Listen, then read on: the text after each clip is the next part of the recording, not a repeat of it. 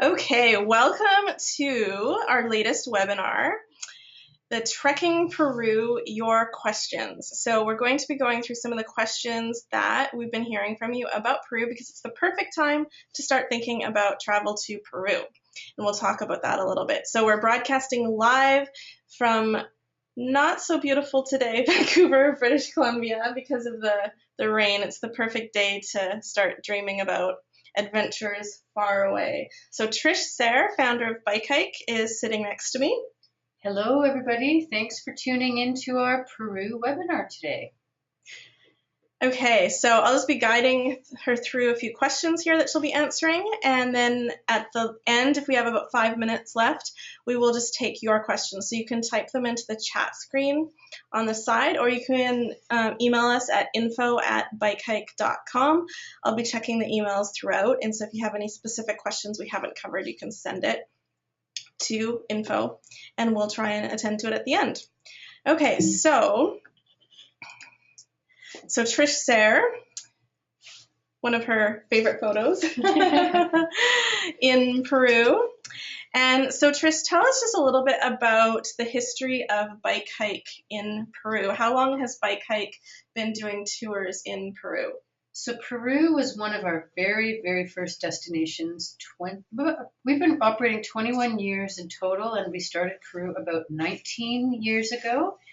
And it was pretty much one of our most popular trips for many, many years in the very early days, and those early days when we didn't have that many destinations. So it's a pretty special place in my heart. And in that sort of time that you've been operating tours in Peru, have you noticed a sort of change in tourism in Peru? Definitely. There's many more travelers to Peru today than there were when I first started so many years ago. We were only doing the Inca Trail in those days. There were no other trails that were really popular in those days, like the Lares Trail and the Salcantay Trek. The numbers on the Inca Trail in the early days when we first started, there were a lot of travelers, but it got to be at one point where it was just a constant line of trekkers on the Inca Trail. So it really became popular. So now there's a lot of people who are sort of looking at alternatives to just the standard Inca Trail. And one of the reasons people are looking for alternatives is because maybe, I don't remember the exact year, but it was maybe 5 years ago now that the Peruvian government put restrictions on the Inca Trail, which was really good that they did that, because there were a lot of very budget companies who were operating trips with very few porters and making the porters carry a lot of gear so that they could operate their trips quite economically. And then, there were issues happening with a lot of the locals where they were getting sick and being overworked. And there was just a massive amount of trekkers on the Inca Trail, so the trail itself was being degraded and so forth. So that's when the Peruvian government put the restrictions for 500 trekkers per day. And it was at that point that people started looking at the alternative trails. Okay. So in terms of traveling, no matter where, I guess, you're going to be trekking in Peru, what is the best time of year? This is the question that we get emails and we get calls about all the time. So when should people be looking at traveling to Peru?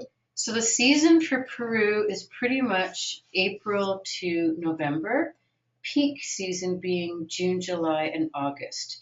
My favorite time of year for traveling is April and May because it's pouring rain in January, February, March.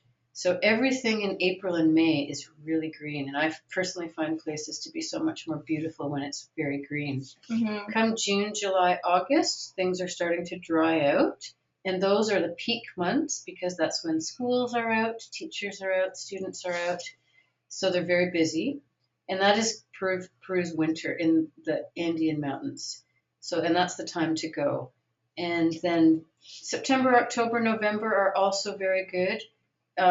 November is when the rains will start. And then December, you can go in December, but it'll get rainier. January, February, March is pouring rain. Okay. And another question that pretty much the other top question we get is what are the expenses like in Peru? Like, is Peru cheap? And then what can a foreigner traveling to Peru expect in terms of overall costs? Well, there's so many variations of travel in Peru. You can go very budget and you can go very high end. They've got the whole range. But speaking about traveling the way that we travel and in the staying, eating in restaurants that would be considered some of the better restaurants to be eating in, and I don't mean high end restaurants, but good restaurants. You're looking at in Cusco. Cusco is not cheap. Cusco would have prices that would be very equivalent to North American prices. So a standard restaurant, a dinner could be $20-$25 in that without alcohol. In Aguas Calientes, which is the little town just outside of Machu Picchu, you're looking more at $10 to $15 for a meal. Of course, you can find really cheap places as well where you might be able to eat for $5, but of course, it's not going to be the same quality and cleanliness. Okay. So it's not kind of a budget destination. And so the other thing that actually is an important question that a lot of people ask us too is about the altitude in Peru and what kind of things they need to do to prepare for a trekking trip to Peru. So it is a high altitude trip. Cusco itself is located at 11,200 feet. So Lima is at sea level, and most of our travelers are living at sea level. So they're coming from sea level straight up to 11,200 feet right off the bat. Your body needs time to acclimate at that point. So it's really important to spend a couple of days before doing anything physically exerting, just taking it easy at that altitude. Drink lots of water, avoid alcohol. They have something in Peru that all the locals drink, and it helps with altitude. It's called mate de coca, which is actually the cocoa leaf, and they have it in a tea form, and you'll get it everywhere in Peru, in the Andes. And don't eat heavy meals and just relax in those first couple of days before exerting any real physical activity, and that will really help with acclimation.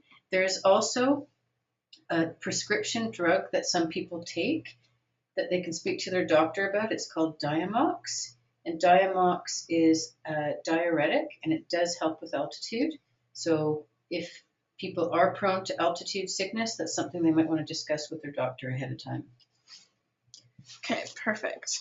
So a lot of people do plan to sort of go ahead and kind of get used to being in the Andes before. Yeah, it is definitely not recommended to fly up to that altitude and then go higher right off the bat. You will suffer from altitude sickness doing that. Right. Okay, so speaking about flying around and all of that, how easy is it to get around in Peru by plane, train, bus? Like, what are the options? There are multiple options of traveling around Peru. Many of the destinations that are the touristy places to see in Peru, they're distances from each other.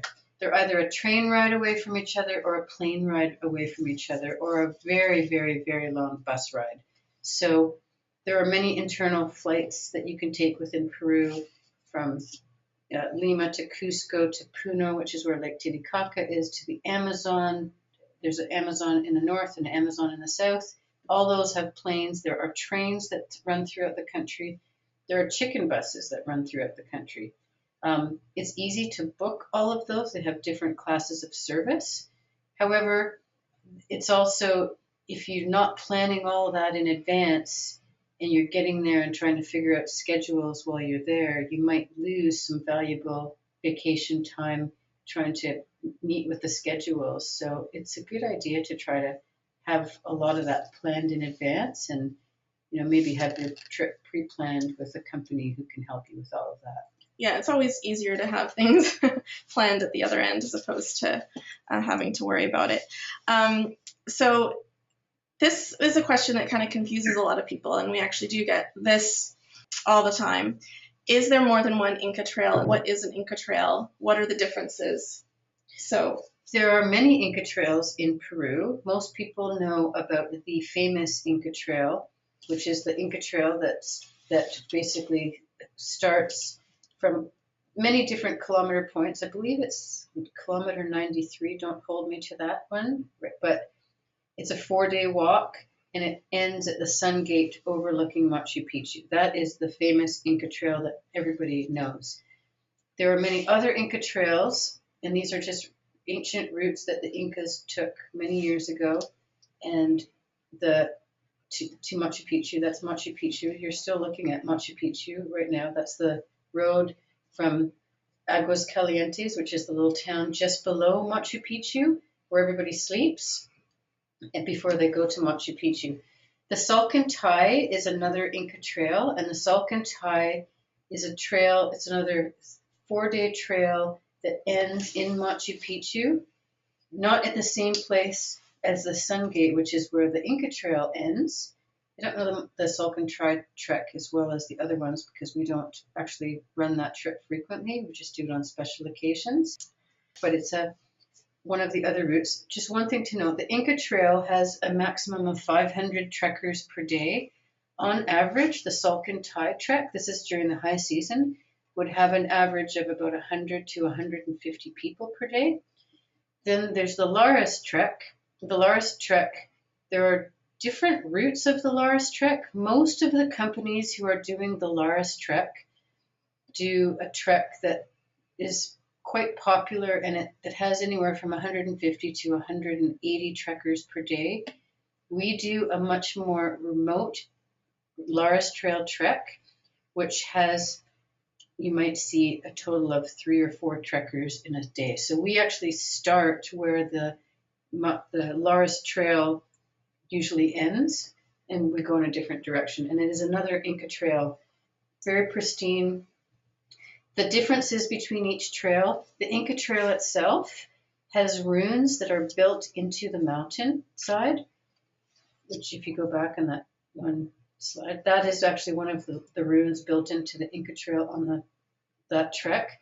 The other trails don't have runes built into them, but you're surrounded in the mountain, in the Andes. You have villages. You have, on the Lares Trail that we go on, there's a school.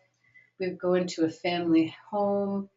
The Salcantay, I can't really give too much detail on the Salcantay again because I haven't been on it, but pristine wilderness, llamas, Andes, and lots of culture. Lots of cultural interaction on the Lares Trail.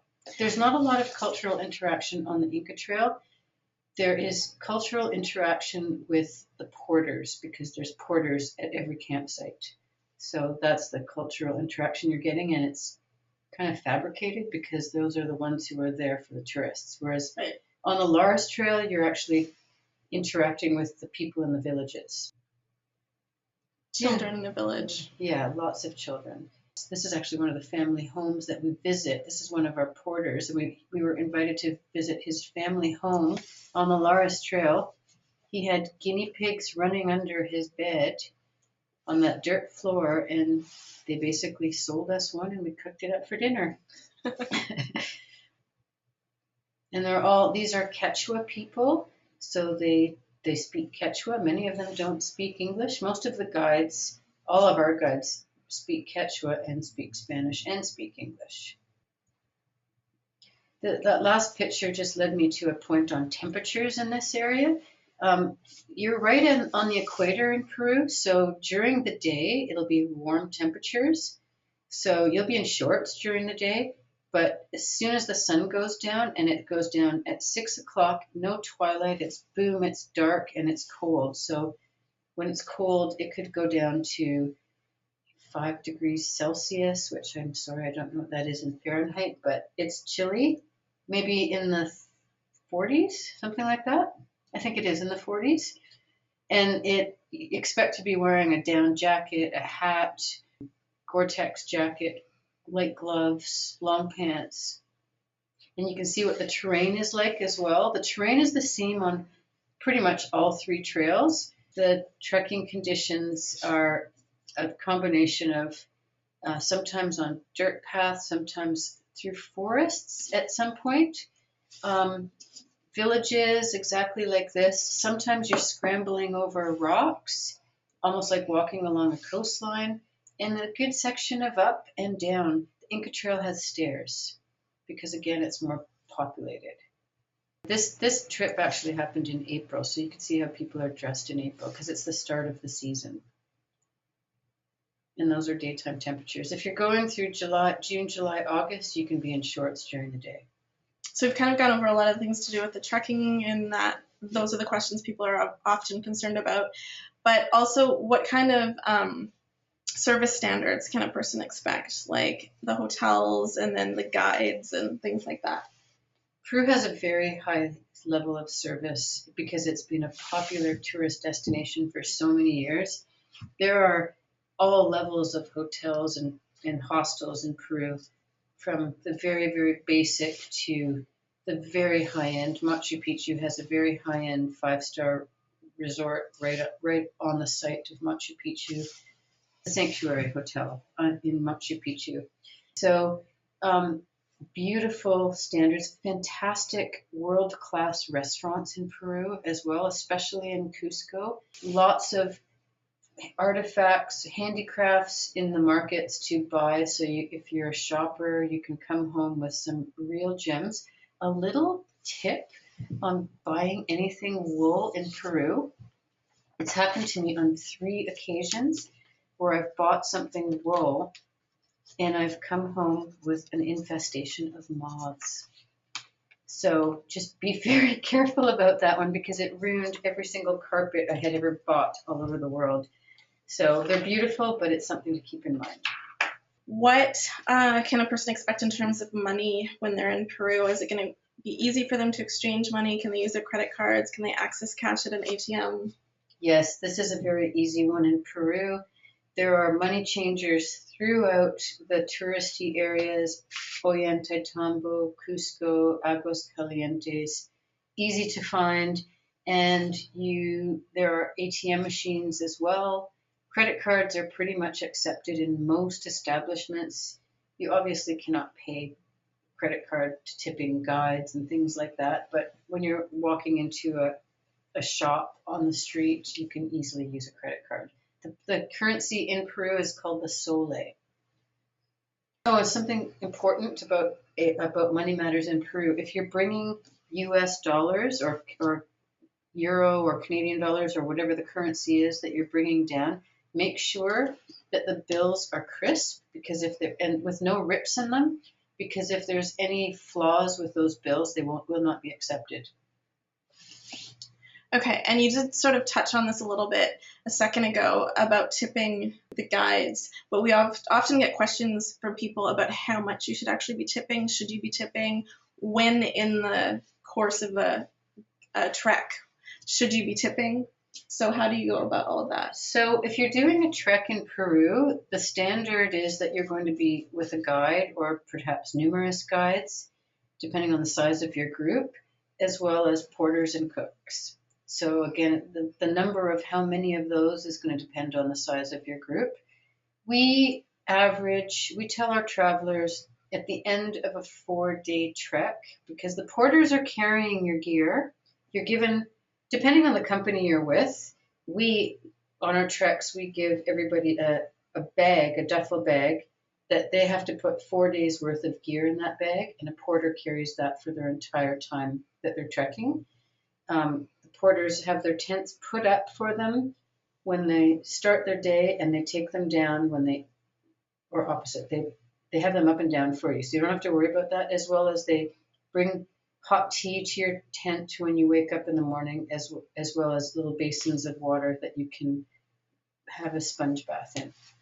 So, and then the cooks are cooking for you. So they're doing a lot of work for you. So we suggest that our travelers tip at the end of the 4-day trip approximately $200 per person, per traveler, meaning, and that it would be allocated to the guides, the porters, and the cooks. The cooks on our trips are cooking 3 hot meals a day to help keep you warm.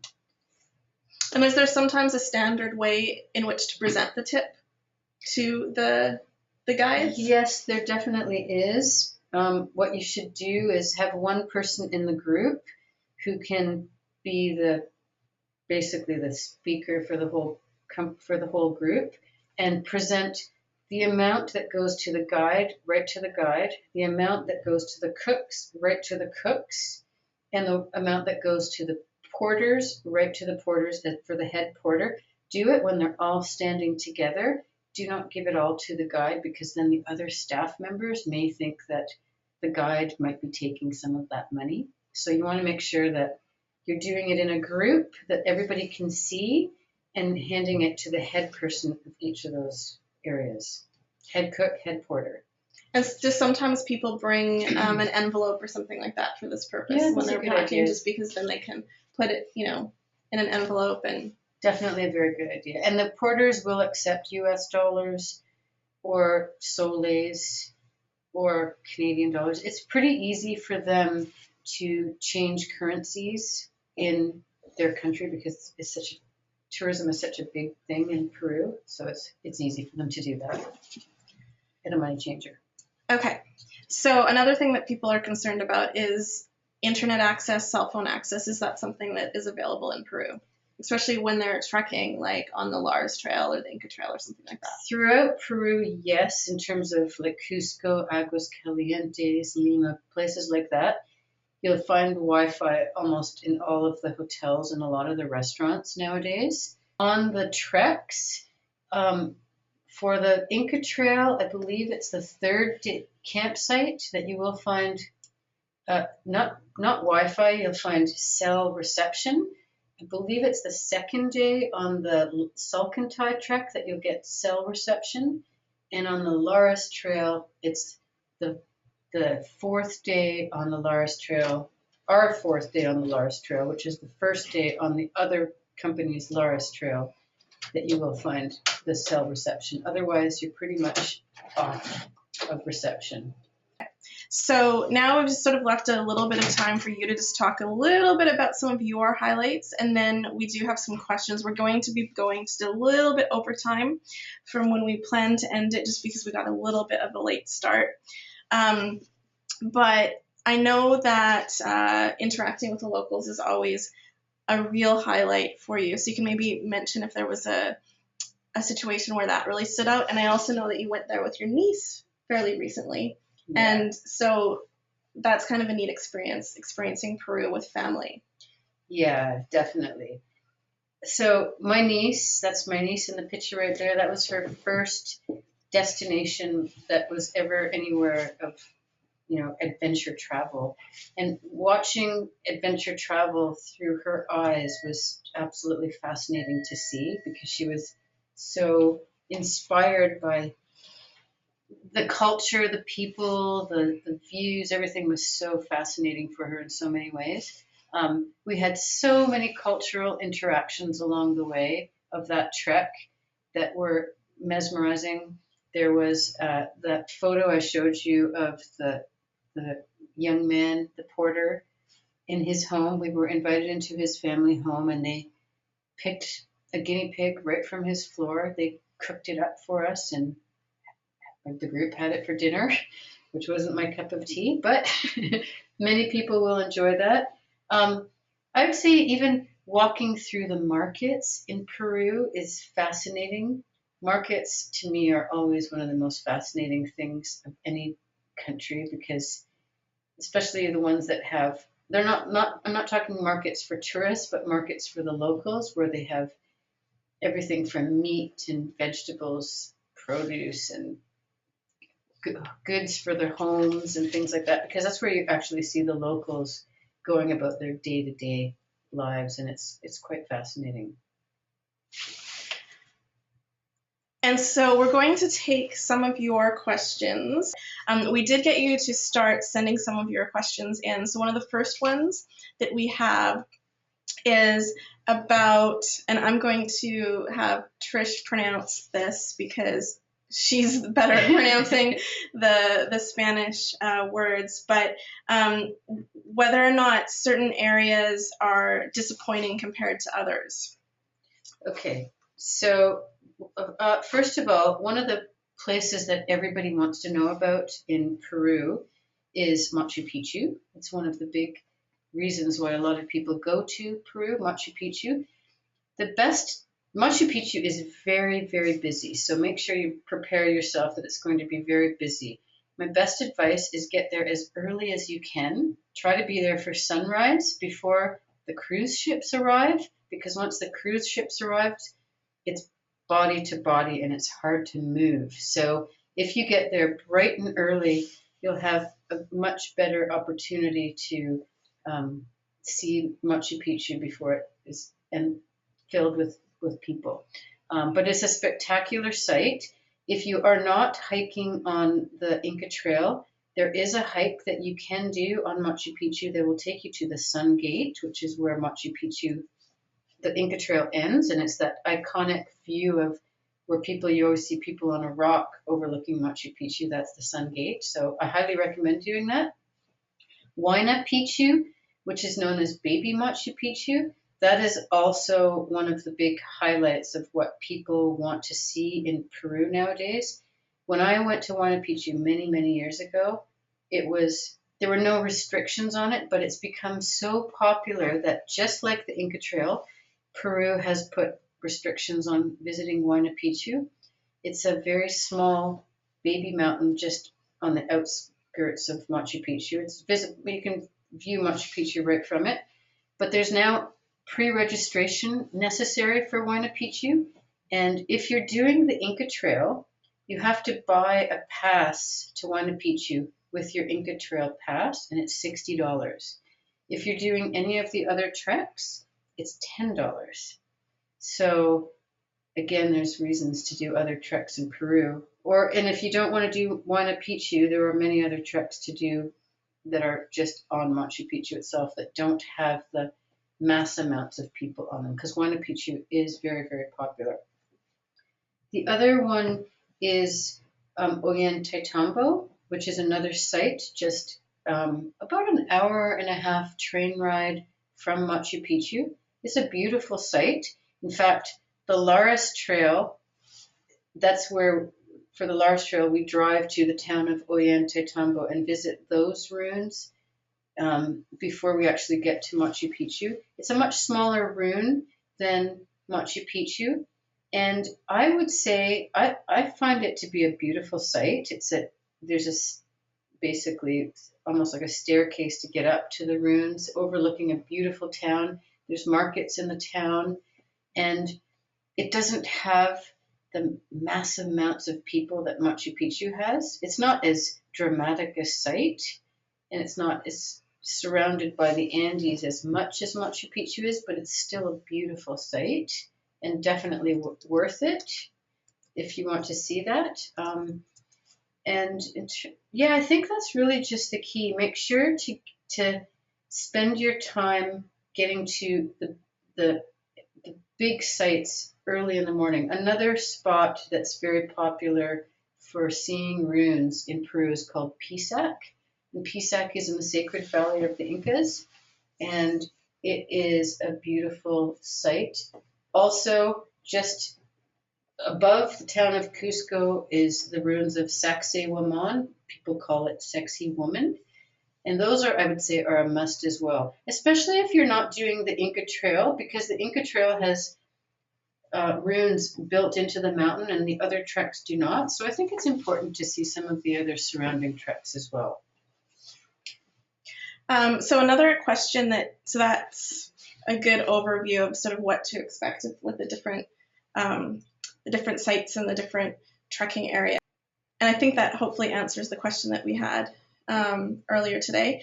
So the next question that we just actually got emailed was, what is the typical age range of people trekking in Peru? And I think that might vary from trail to trail, right?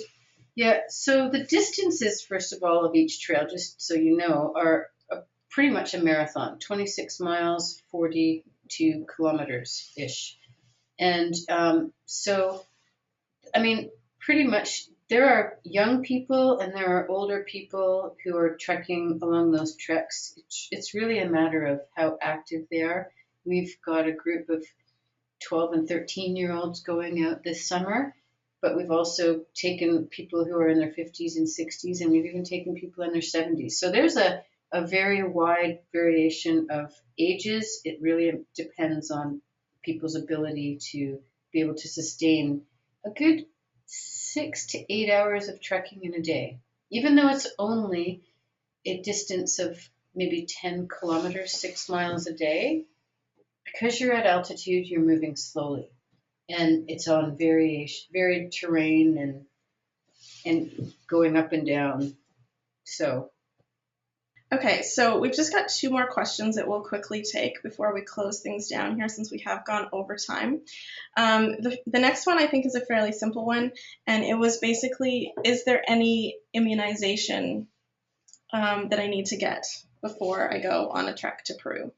So we are not medical doctors here, so we're really not qualified to give that medical information. So we always send people to the Center for Disease Control website, which is cdc.gov, and they keep an updated site of the world and any outbreaks that are going on anywhere in the world. One thing that is important to note, that Peru is high altitude, so you don't get a lot of bugs when you're at high altitude because it's cool temperatures up there. But it is still important to ensure to check with the CDC before going. Yeah, always a good idea, no matter where you travel to. Okay, so the last question that we got emailed in, and I guess it's a pretty standard one we should have covered, and it's about packing. So when you're trekking, is there anything that you need to really pack for this type of trip? So again, on one of those treks, you're not carrying your own gear because the porters are carrying your gear. So you're limited to what you can bring. Many companies will supply a bag to you. Otherwise, you have to supply a bag for the porters to carry. So, and in that bag will have to be your sleeping bag and your sleeping pad. Some companies, we supply the sleeping bag and the sleeping pad to our clients, but some companies may make you bring your own. You want to, it's a cold destination in terms of temperature once the temperatures change because you're high altitude. So one of those very lightweight down jackets is perfect for a trip like this. You definitely want to have a wool hat and gloves. If you don't bring one with you, they're great to buy over there. Just remember those little moth issues that I've mentioned because it's a big one, trust me. For sure, long pants, shorts, lots of sunscreen and a hat because you're really close to the equator. You're right on the equator, not really close to the equator. You're right there. So the sun is very, very intense. You'll probably want to bring some if there's any specific snacks that you want along the way. You eat really well on our trips, but if you want power bars and gorp and things like that, those are kind of things you might want to bring along with you. Some people like to trek with hiking poles. I personally don't like to trek with hiking poles, but the trekking in Peru is definitely a good place for it if you do enjoy that. You want to have good footwear that's waterproof and has ankle support. So, some whatever shoe, make sure that you're not breaking your shoes in on your trek. Make sure that they're worn in before you actually set off on your trek.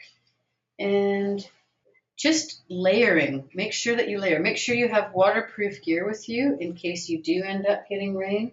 So you want to have Gore-Tex jacket with a hood, and Gore-Tex pants is always a really good idea as well. Quick dry fabrics. Perfect. Okay. So I think that... Oh, one more thing. Oh. And for women, you might want to have a pee bottle for your tent because if you can't, it's just when you're up at high altitude and it's cold and you have to go in the middle of the night, and if you don't go, it'll actually make you colder. And it's just not fun getting out of your tent in the middle of the night. So those are good things to have. Good to know. Good to know. Okay, so perfect. So I think that gives a fairly comprehensive overview of what to consider when packing. But whenever people go on our trips, we always send out a packing list and everything like that. Always. So that sort of ends our webinar for today.